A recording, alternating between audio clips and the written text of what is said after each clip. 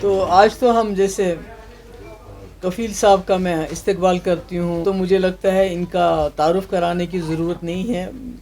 Senior رہے ہیں وہاں اور کافی سالوں سے ایم ایل اے رہے ہیں اور بہت محنت کی ہے. جو اصلی جو نیشنل کانفرنس ایک وقت میں ہوتی تھی اس کے بڑے زبردست ورکر رہے ہیں، پھر لیڈر بھی رہے ہیں. تو آج مجھے بہت خوشی ہے کہ یہ ہماری جماعت کو جوائن کر رہے ہیں. خوشی اس لیے نہیں ہے صرف کہ یہ کوئی اسمبلی سیٹ ہے تو پھر ہماری وہاں، خوشی اس لیے ہے کہ اس وقت جموں کشمیر بہت مشکل حالات سے گزر رہا ہے.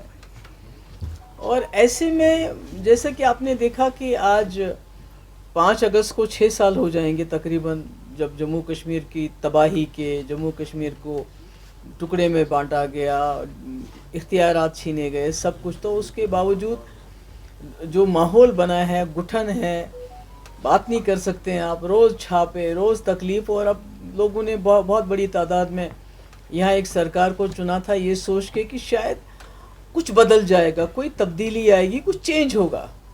اگر کچھ نہیں ہوگا تو کم سے کم ہم سر اٹھا کے جی سکیں گے. مگر لگتا ہے کہ وہ ایسا کچھ ہوا نہیں. حالات بالکل ویسے ہیں جیسے پہلے تھے، وہی مشکلات ہیں، وہی جیلوں میں ہمارے نوجوان ہزاروں کے تعداد میں بند پڑے ہیں، کوئی پوچھتا نہیں. اگر کوئی بڑا سیاسی لیڈر ہے وہ بھی بہت سب تکلیف میں ہے جن کے بارے میں سنتی ہوں. کسی کو کینسر ہے، کسی کو اور کوئی تکلیف ہے، مگر کبھی نہ کبھی ہم ان کی بات کرتے ہیں. مگر جو عام کشمیری جیلوں میں ہیں ان کی بات کوئی نہیں کرتا ہے. جو غریب ہیں، جو جن کے ماں باپ وہاں جا کے کیس بھی نہیں لڑ پاتے. ہم نے کوشش کی تھی، یہ ہمارے جو ایڈوکیٹ ہیں، ہمارے لائر ہیں سپریم کورٹ کے مجید صاحب، ان کے ذریعے کہ ہمیں پتہ لگے کہ جموں کشمیر کے جو نوجوان ہیں جیلوں میں کتنے ہیں، باہر کی جیلوں میں کتنے ہیں، تاکہ ہم کسی طریقے سے جہاں ہو سکے ہمیں ان کو مدد کر سکے، ان کو کیس لڑنے میں ان کو تھوڑا سا مدد کر سکے. پر کوئی ہمیں لسٹ نہیں دیتا، کوئی بتاتا نہیں، اس کے بارے میں انفارمیشن نہیں دیتے ہیں. تو اسی طرح بہت معاملات ہیں، بہت مشکلات ہیں. اور کچھ لوگوں کو جو ہیں مشکلات وہ ویسے کے ویسے جوں کے توں ہیں، تو اس میں زیادہ نہیں جانا چاہتی. مگر سب سے بڑا یہ ہے کہ جو ایک گٹھن ہے، جو لگتا تھا کہ ہم نے اپنی جماعت کو چنا ہے تو اس گٹھن سے ہم نکل آئیں گے، اس میں کوئی فرق نہیں پڑ رہا ہے. بدقسمتی سے جو سرکار بنی ہے وہ زیادہ تر یہی ہے کہ پٹواری کی ٹرانسفر میں نہیں کر سکتا، بی ڈی او کی ٹرانسفر کون کرے گا، ایل جی صاحب کریں گے کہ ہم کریں گے، اسی میں پھنسے ہوئے ہیں. باقی نقصان جو ہو رہا تھا مائنس کا، ہماری جو ریت باجری ہمارے دریا خالی کیے جا رہے ہیں، انوائرمنٹ برباد ہو رہی ہے، بجلی دن بدن مہنگی ہوتی جا رہی ہے، غریب کی کمر جو ہے ٹوٹ رہی ہے، بہت مشکلات ہیں. اس میں کوئی ازالہ نہیں ہوا.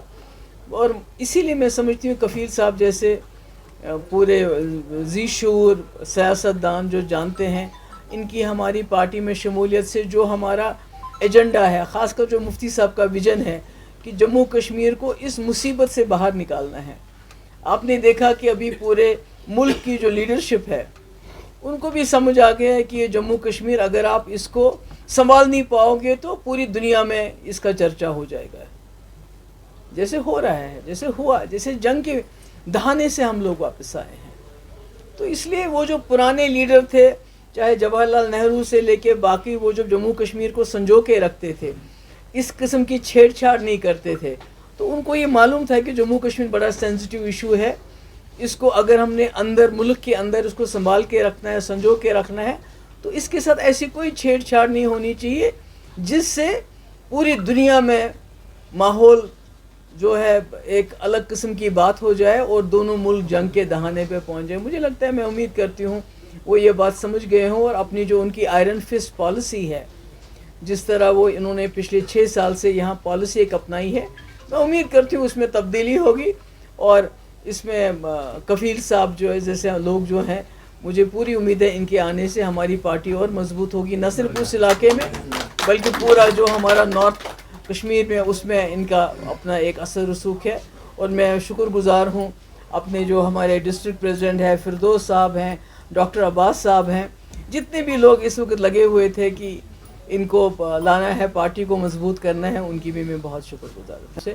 پر میں سمجھتی ہوں کہ جو پورے جموں کشمیر میں جو نیشنل کانفرنس کے ساتھ جس وجہ سے لوگ جڑے ہوئے تھے, جو ایک آئیڈیالوجی لگتی تھی کہ ان کی کوئی نہ کوئی یہ پرو جموں کشمیر ہے, یہ ایک وقت میں لگتا تھا.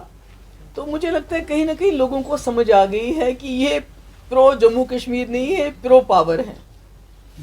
مطلب 1947 سے لے کے 53 کو دیکھ لیجئے, پھر 1975 کو دیکھ لیجئے, اکارڈ کو دیکھ لیجئے, 87 کے الیکشن میں ریگنگ کو دیکھ لیجئے, تو کہیں نہ کہیں مجھے لگتا ہے کہ ان کی جو آئیڈیالوجی چلی تھی وہ کہیں نہ کہیں پاور آئیڈیالوجی بن گئی. اور آج اس معاملے میں جو پی ڈی پی کا ایک کانسٹنٹ رہا ہے, چاہے ہم پاور میں تھے, چاہے کانگریس کے ساتھ تھی, چاہے بی جے پی کے ساتھ تھے, چاہے اکیلے تھے اپوزیشن میں, تو ہم نے کبھی اپنا آئیڈیالوجی نہیں بدلی. ہم نے کبھی یہ نہیں بدلا کہ ہماری پارٹی جو ہے جموں کشمیر کے مسئلے کے حل کے حوالے سے کام کرنا چاہتی ہے, جموں کشمیر کو اس خون خرابے سے نکالنا چاہتی ہے, مشکلات سے نکالنا چاہتی ہے.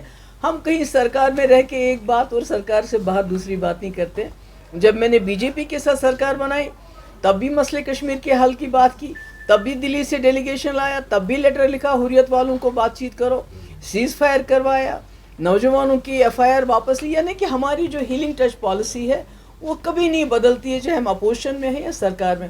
مجھے لگتا ہے لوگوں کو دھیرے دھیرے وہ بات سمجھ آ رہی ہے, اور اس میں کفیل صاحب بھی سمجھتے ہیں. انہوں نے ایک ایسی جماعت میں کام کیا, اتنے سال کام کیا, تو کہیں نہ کہیں ان کو بھی لگتا ہے کہ آج جو ہے پی ڈی پی کی جو آئیڈیالوجی ہے وہ شاید جموں کشمیر کے لیے ضروری ہے.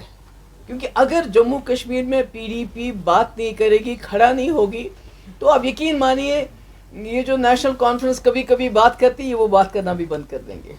پہلے بھی ہوتے تھے, اب بھی ہو رہے ہیں اور آگے بھی ہوں گے, مگر انکاؤنٹر سے بڑی اتنی جنگ ہوگی ہماری, جنگ کی بات پھر سیز فائر کرنا پڑا. تو اس کا مطلب یہ ہے کہ جب تک آپ ریکنسلیشن, ڈائلاگ, ڈیبیٹ نہیں کریں گے, آپس میں ڈسکشن نہیں کریں گے, یہ انکاؤنٹر بھی چلتے رہیں گے اور خدا نخواستہ ہم ہمیشہ جنگ کے دہانے پہ رہیں گے. اس لیے dialogue and reconciliation is the only way forward. لیکن پارلیمنٹ میں کہتے ہیں ڈائلاگ ہے, لیکن اب وہ ہوگا صرف پی او کی پر. وہ تو ہم نے دیکھ لیا.